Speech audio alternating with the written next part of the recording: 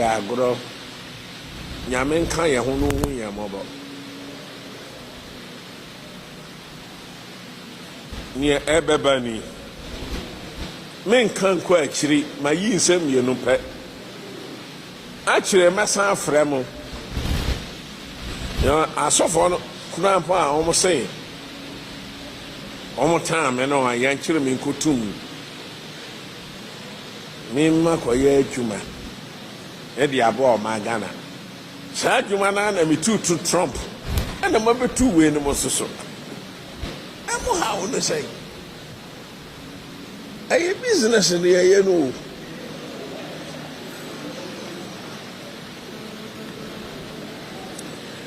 ya mi di giga wa ni de wo di gina hoyi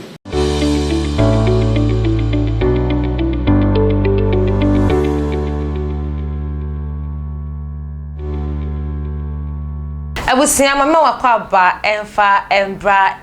nkwantana so bisa e wa Attention TV na enda we resoma e ka yensa ene se D4 kese ba ko woga na memu hase ya o founder edema the Church of Rabbi wakotwa na nanom e wonte do na ni nanam se yenim se D4 yi e obi a o hyenkom D4 enso yobi a e wo so ka nipa mu abrabo mu nsem ne ahinta ne ahinta na ontumpo ne woga na memu hase na 2020 election ba ya D4 yi ebeka se ba ye dwoma bi e de ama the president na now dankwa ekufado ene ntise wan be das ya 6 months na so 4 year antwata ono ne muto ana ne de 6 months no Ghana for yenim se son you se anso ono wetwa ne ho atwa na nanom eja the president of Ghana na now dankwa ekufa na now dankwa ekufado odaso etiase na onim se Attention TV de ye de yenkokwa ane BBC Attention for wo se hwehwem de ye hu ne ekoso eden ne mane basa D4 de anim se oka asem ema ne bemo ka asem embetwa asem no ho ema onunu nkoto hwes nsohwem nanso we de akoye se prophet KWABINA TAWIAH a dodo na nim no oda Church of Rabbi no ono na no akobonu tuo na kire so no se the president of Ghana ebewudie no wafa ho adewu dai anata kire MPP fo ni bi ana akofa asia ye nyoma bi ana se ne time aso se wo so wokọ menya ekuku damfo mienu e wodam ha se ya meniomo ebetwe nkomo e de afa prophet KWABINA TAWIAH ni hu ni ho yenka se eyeyede ana yenka se ye wanigem fi se wewuda bi oye D4 na kire se D4 ni na ana ayeye yenso me oda ya no e wo hanom no so no oye D4 na kire se ono so owaye na yenka na yeka ne se ye de ye condolences ede ko ede ama ebusuafo ni na a woye prophet KWABINA TAWIAH ne busua ye ma obi bia shedding eno ani wetimi dia kaba ne enka se eyede ye pese ye hwehwem oye D4 nti ne yonkofo D4 so abepiemu e wodem hase a ene no ene omo betwetwe enkomo eye sofo SK Ochre ene sofo adanse kasa nti menya sofo SK Ochre ene sofo adanse e hanum se a ene no ebetwetwe enkomo busia dane da wona wose asne ene University Foundation oye foundation odi ne hwasi wose wona woni bieja kamo browa e hwasia obehwe won eno nti wa o yankonam anaeku a wo pe foundation bia so wasen pacho hwe bia hwe University Foundation na fa omoa elfa ekodomo membato friend no 054 8302985 054 8302985 midin ene akosia spakos mami twam hosimape enfambra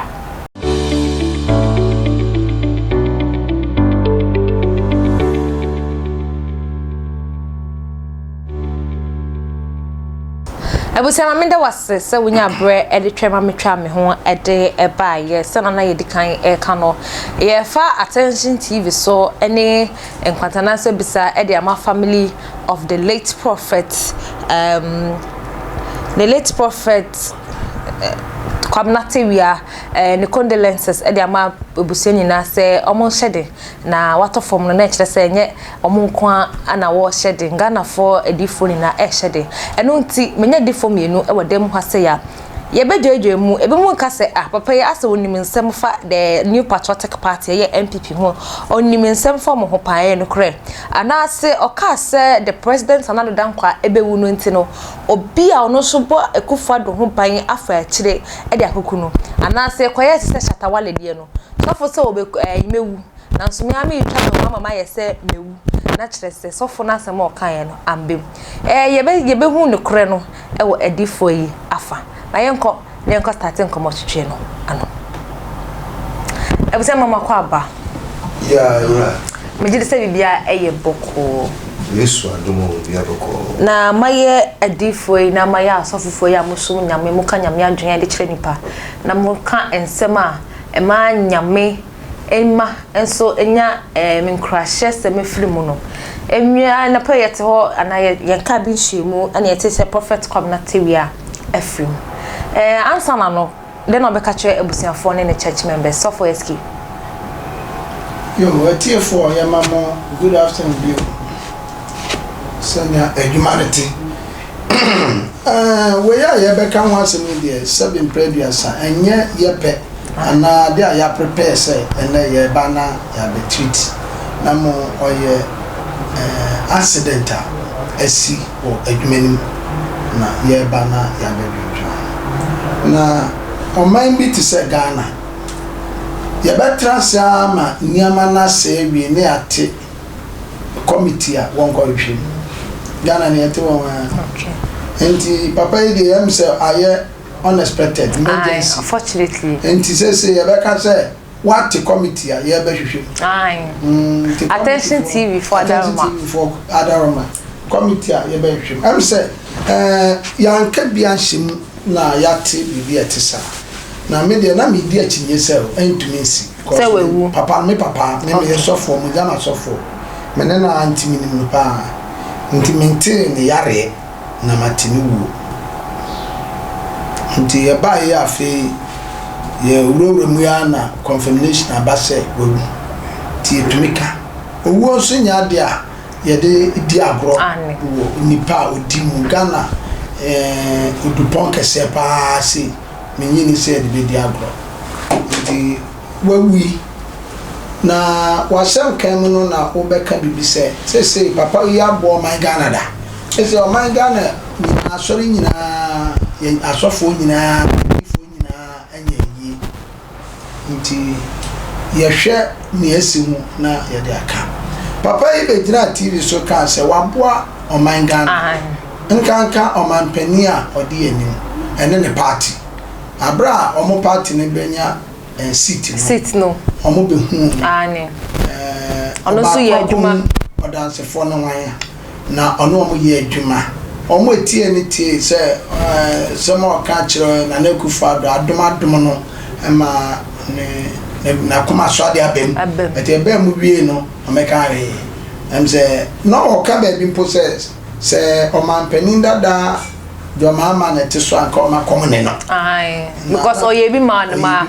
the don mahama ebe tra na se eye bibia ma no ntina che so bi ya de ma ona terms no be kono agreement no ye ya o me review secret wom anakufa do asina so aye se wonya chance na wuro ma bi nti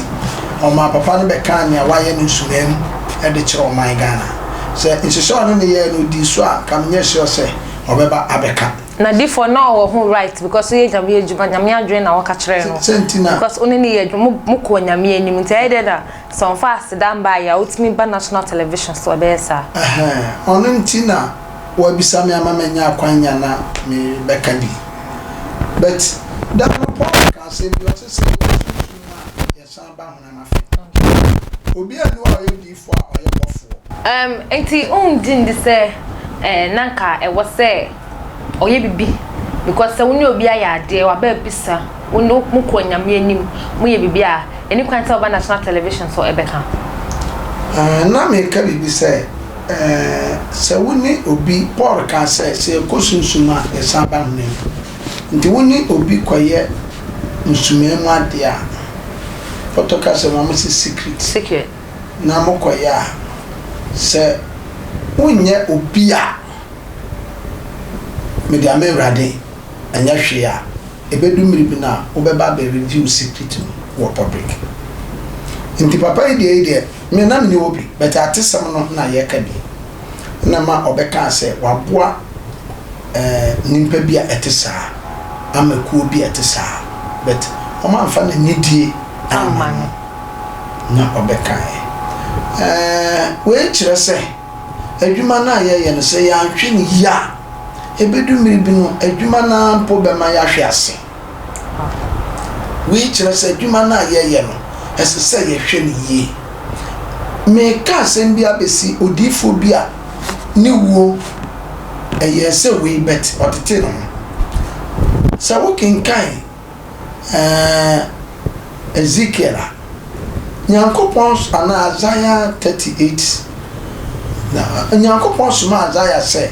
onko kan kire Ezekiel say okay ne braso ese owu fi asase ade Bible say otamfa odi awie woni pana brabo yo okay nti Ezekiel ese owu na mu ade a Ezekiel ye ema Nyankopon na num aksam nyame tumi ka se Isaiah ko ka kire Ezekiel say ne na sa nti ese owu no ono de wa nkyerem se ofo bi yire o se okun bi be o se wi obi ade so ye nyame asem ho aso odin o a otumi suma asa no e yo no ni nyame ntemasa na Ezekiel tis asem no ohwe na komema ohwe na adwene ma ohwe na hihia waye na onya ready se obewu wo sa abre no okay ni wi obi ade na o so ko bia ni fo bia ire no so ko bom bia ni aba bom bia me wu aboso na ye di o mo agro na ye ka o mo so o mo trasio mu di asem ye wa aboso patapafo bi wo wa no aye se ono te se nimpe ne na ono wi an ono adwene nye ono be se no but obusu bi be trase o mo de be kwa asem di bia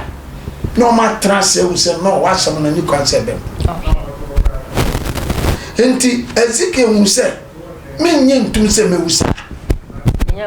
nyawi efri se bra me be fa nyame adwuma no ma ye ni ama bebre nto okọ ne mpai bom korefe Nyankopon se Ewurade asema osuma Ezekiel so me kan kire no ada we refi hu ana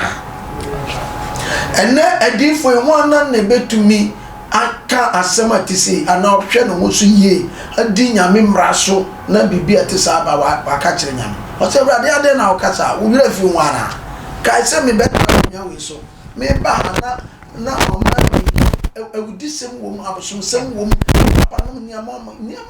inti o wana Moses si no wasra no so a ye peja ye ni hwa ye nya nkwa na be ye bosom ma nkrofo me na me be tete okay kan sama to say yes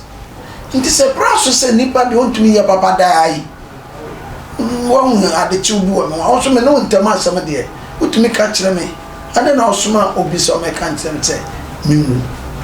media menyintum sisawa no mimu okay so na eni wo bet trust na da wo man no ano kire say Ezekiel ka say urman nye ready nti se obeka bibia wo de mpo se opese okumi a wo na ahode won nsem wo de che na afi krope na me mfa mo abo ne nyama ko wo na de ame na Bible say nyame hu say asema Ezekiel ka ne ye no kure wo se minia sa ko ka kire me ba ne say nyame kan no me jai afi ba ko ne bonus me de fi dunu ma ka ne fi ho okay enti owo ya de bia emfa wo ne bia wabe emfa wo ne nyansa wo emfa wo ne sisi sema wo sisi emfa wo ne papa ya wo ye emfa wo ne nyame a utumi frɛ no se bre so se obewu a obewu ade ba ko se owo ye onipa ne nyame ntem asam obi a wo ne fi obedi enti ebetuma ba se ODIFO ne mfi nyame de ma no no aso ebetuma ba sa ibia na fisa brikwe o se ye ntwa oba matiwa 24 na ne ka o se ye ntwa ena no so tiempo a atene fo no krampo be firinsa nti nyame hwa efisa brikwe wan frena nyama bi be se asia ebema wa hwere no kra wa himem because asem no kan MPP for chase omo work and this for so better say papa we tuma ye bia MPP no ma be so ye bi ma ya so 2024 have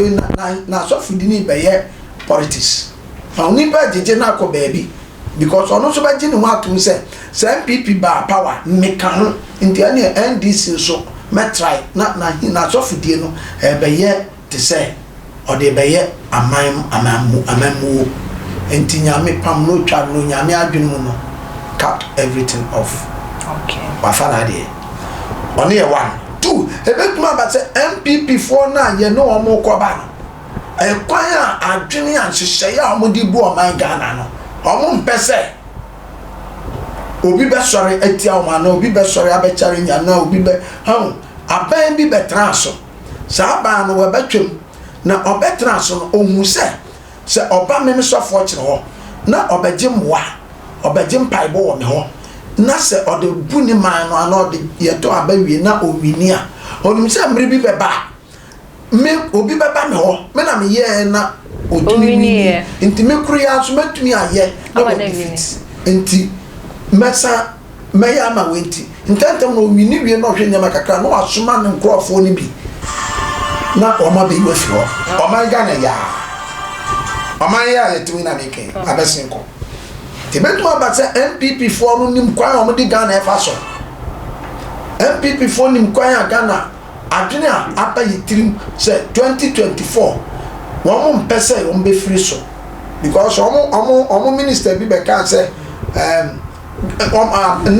akonya no one fam man ndi si ono nim ache about 3 months ago just no say o ti kana say o my Ghana ni kuta ne dia intisana te do makoma no tano na onyame difo no ne amadwene be gina so se am pasa nya ye kai se party fo ebetuma ye dia ene na wa ma nyama bi atofom won okay bible bi atofom won kania bi atofom won every se ye kan bible a something obi anyame share that born ahodenfo odi bibi a che no ko si se ne nyame kan se na odi na suma sem no odana di. According to Bible say, Abraham died of Dada Regina what in somewhere something in the say, a fain na mehu say, a radinya coupon film in Chenko. It is a radi free in Chenkwa. Crama crab to matter from way. Okay. The Bianan and some Kaimuno and then Nabra Bomuno, a quite fashion, and you radde because you are Ghana in the Ebetwaba. And I hear a soft yes, me and can crack near Radin, ye need to me ma a soft for you crow my Ganyaka Matum, not yet deep Pesicano, or soft be back and say, I'm a kufa the crime who made deep president of my Ghana, ye da, okay, can't some now, why you say, I say, Mabody, Papa, who should have Pamate. Aye. About now, see, I didn't feel Radin, you know. I'm saying. Ekufa de awon ani mo no kura so be gina aka ne oye nti oni de oka ne ton se 2024 omo wi so first mama pose e wo ho na me nko so for adanse nso hu owo ne say is it unfortunate is it fortunate na ka we say si enam ne numa sama o kan e kire the president na do danko Ekufa do yo mewra mi chia etiefo a omo ehwe ye Yamia sumbian ko bibia. Amen.